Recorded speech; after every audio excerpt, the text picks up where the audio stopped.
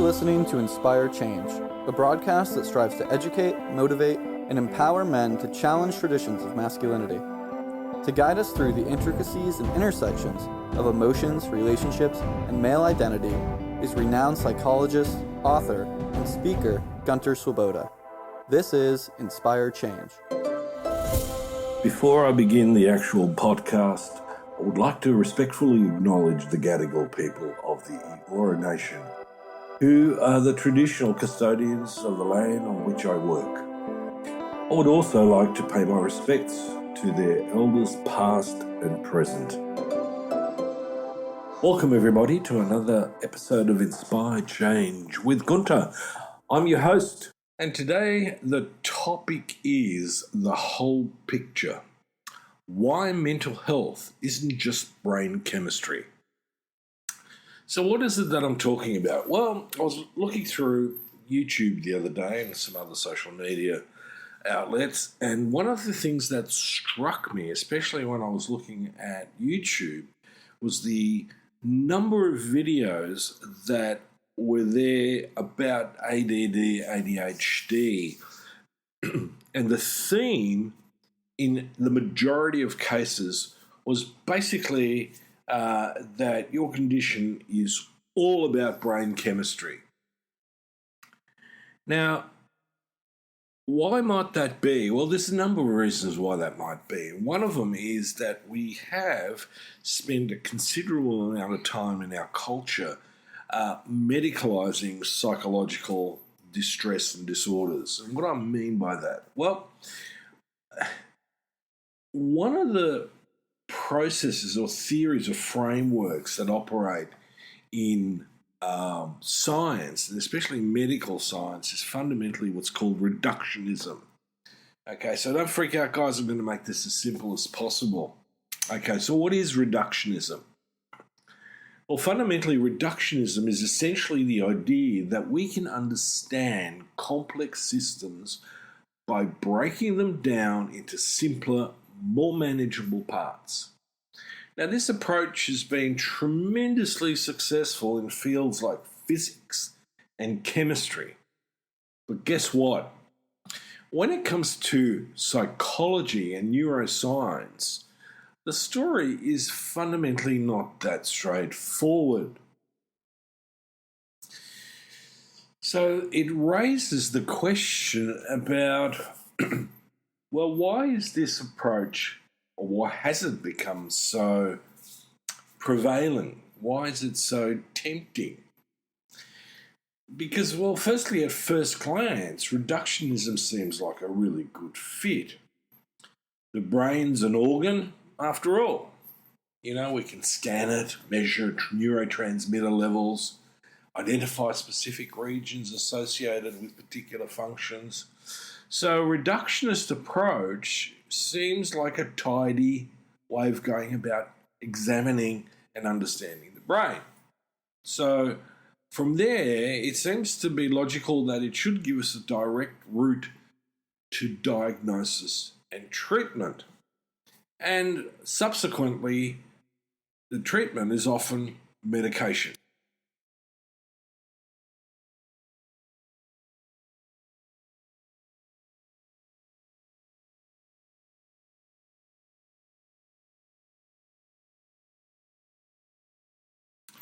However, and you've guessed it, it ain't that simple.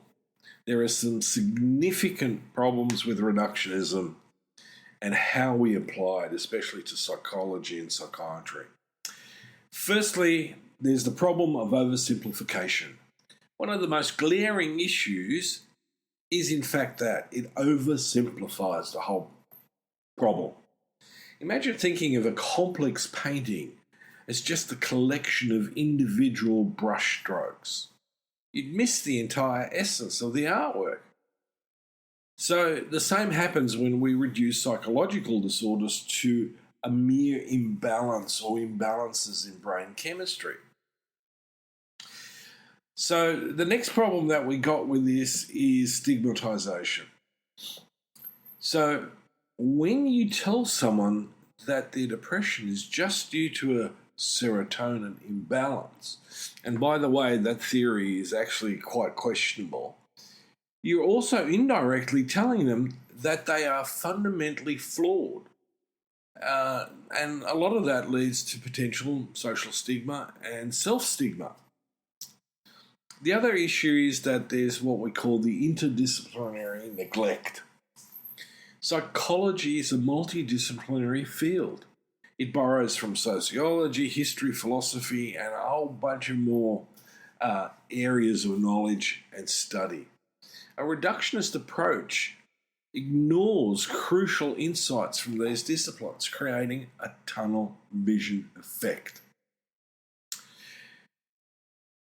The next issue is, and this is a particularly challenging one, is that we are risking inaccurate or incomplete treatment. If we only look at neurotransmitters, we might prescribe medication when perhaps a lifestyle change or psychotherapy could be more effective, or at least should be a complement medication. It's not a one-size-fits-all. So, what are the alternatives? Well, fundamentally, the alternative to reductionism is to take a much more holistic, multidisciplinary approach. Models like the biopsychosocial model takes into account what's going on biologically, psychologically, and socially, especially in understanding and treating psychological disorders. By acknowledging the complexity, we can begin to tailor more effective individualised treatments. So, am I just simply pointing the finger here at ADD, ADHD? No, I'm not. We have had this propensity to apply reductionism across a whole range of psychological distress and disorders. I've got a special announcement about how you can work with me. Since starting this podcast, I've had a lot of inquiries from listeners asking how they can work with me on a one-to-one basis. Now, I finally managed to free up some time to work with about 5 clients privately. Typically, we'll work together for 6 months, applying the ideas I discuss here to help you lead a fulfilled, meaningful, and happy life, and a well-rounded life. If that's something you'd be interested in, drop me an email at gunter@goodmengreat.com and we'll be in touch. So let me take a moment to take a deep dive in the alternative approach. Okay, we talked about the biopsychosocial model. We've acknowledged that there is a complexity and that we can probably tailor more effective individualised treatments. Okay. There's a particular researcher and therapist who I have an enormous amount of respect for in this particular area, and his name is Gabor Mate. He's a Canadian physician and author, and he offers a nuanced perspective on attention deficit disorder that diverges from mainstream medical understanding. He argues that ADD is not merely a biological condition to be treated with pharmaceuticals, but rather it's a complex interplay of genetic, environmental, and psychosocial factors. Now, according to Mate, the root causes of ADD can often be traced back to early childhood experiences, particularly stressful or traumatic ones. He emphasizes that the developing brain of a child is significantly affected by the emotional environment, and conditions like ADD can arise when the child experiences a lack of nurturing, chronic stress, or emotional trauma. Such experiences can alter the neurochemical pathways in the brain, affecting attention, self-regulation, and impulse control. Now, Mate is particularly critical of reductionist approaches that view ADD solely through the lens of neurochemistry. and advocate for pharmaceutical interventions as the primary mode of treatment. While he doesn't entirely dismiss the role of medication, he argues for a more holistic understanding and approach. This would not only include medical treatments, but also psychological counselling, emotional support, and changes in the environment to help manage and perhaps even alleviate the symptoms of ADD. So, in summary, what Gabor Mate advocates for is a holistic, a biopsychosocial approach to understanding and treating ADD. He emphasises the importance of early childhood experiences, the emotional environment, and the limitations of reductionist medication-only approaches. His views challenge us to look at ADD as a complex, multifaceted condition that requires an equally nuanced treatment strategy. So let me come back to the idea of reductionism. Now, there's no question that it has its merits. But it's not a one-size-fits-all solution, and especially in fields as complex as psychology and neuroscience. The path to understanding the human mind is multifaceted, requiring lots of perspectives. And so this is particularly the case when we're looking at diagnosis. If I'm only interested in someone's neurology or neurochemistry, I'm not going to be exploring in significant detail that person's birth experience, their first 7 years of life, then the next 7 years of life.